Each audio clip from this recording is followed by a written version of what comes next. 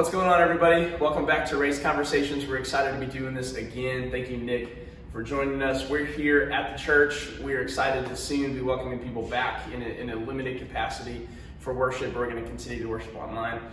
One of the things that I've been seeing in the midst of the constant racial conversations happening everywhere in the world today, it seems, especially in America, is leaders, especially Christian leaders, and most of them are white, who are coming from the perspective that the only solution to racism is a changed heart through a relationship with Jesus. That if we just transform ourselves from the inside out, then we would see racism evaporate.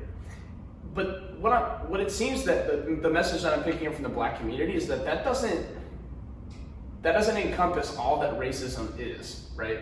And so I was hoping you could explain a little bit more about that from your perspective, about is that a misunderstanding of racism and just how large racism is, or is there a negative truth to that, or maybe a little bit of both? And so just share your thoughts kind of on that perspective of racism being sort of this individualistic way of being. I want to tell you a story about my grandfather. My grandfather, John Noah Lawrence Moore, who my son, Nicholas, gets his middle name Oh, from. no, I didn't know that. Yeah, That's Nicholas awesome. Noah. Yeah. He and his brother, Melvin, had a really good friend in school growing up, and they had felt like they, been close enough and had a solid enough friendship that they could go to her dad's ice cream shop and get some ice cream one day. So after waiting in line, they got to the front of the line, they decided what they were going to get, and they were told, based on the color of their skin, that they were not welcome, they couldn't purchase the ice cream. And that sounds like a really short and simple story, but I think it really unpacks a whole lot of things here. What would you say to somebody, so you told the story about your grandpa, and it's a powerful story. What would you say to somebody who would come to you and say, yeah, it's great, but it's not legal for someone to do what happened then, you know what I mean? And so what from your perspective would say, okay, what about the 21st century? How are the same issues persisting today? It wasn't just my grandfather and his brother, and it wasn't just the man on an individual basis.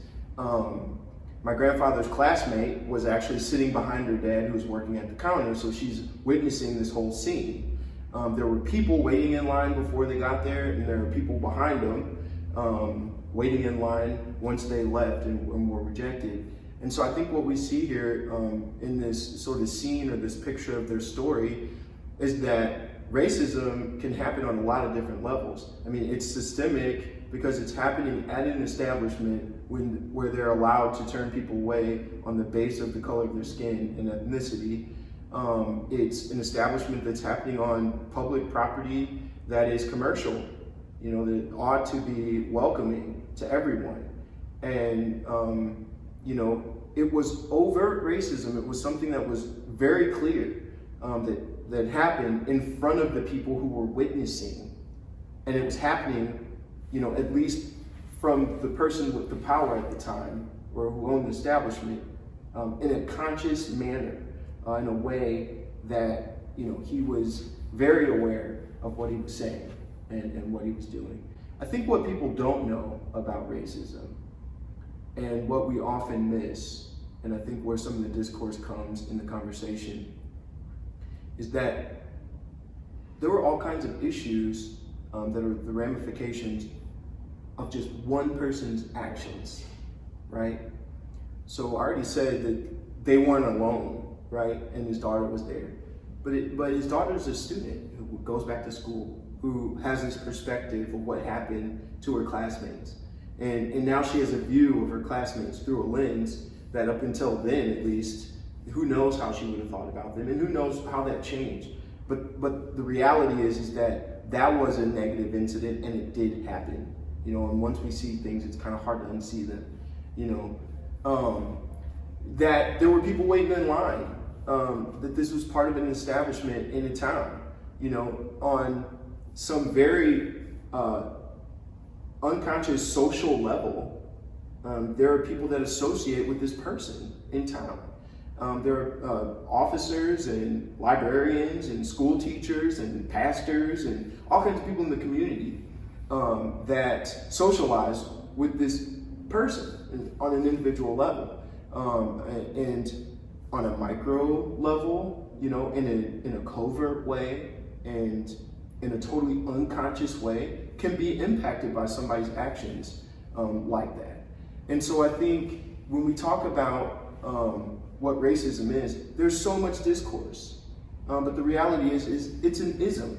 And like any other ism, it doesn't really mean anything unless it's being carried out by somebody else.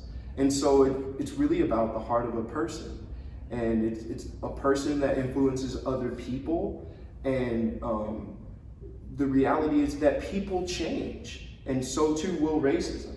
So it is, an overt gesture. It is name calling. It is systemic, or it can be. It can happen through an educational system. It can be subtle. It can be unconscious. It can be prejudice plus power. It can really be all of these things. Through history, it's manifested itself in a variety of these different ways. And I think we probably mostly agree that it was very systemic and overt and conscious to start with.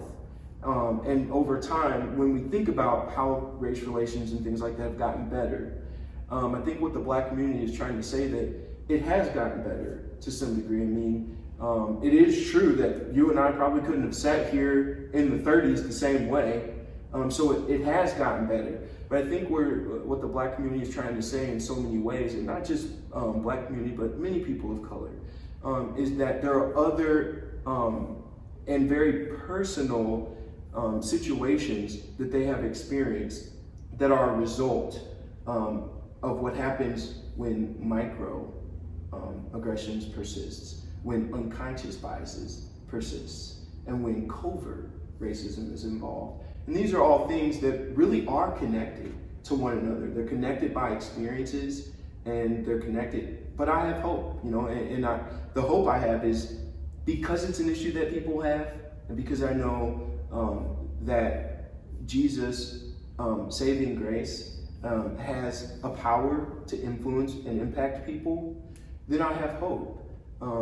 Because I know that that's a kind of power that not just changes lives, but also moves and causes a change amongst the actual communities.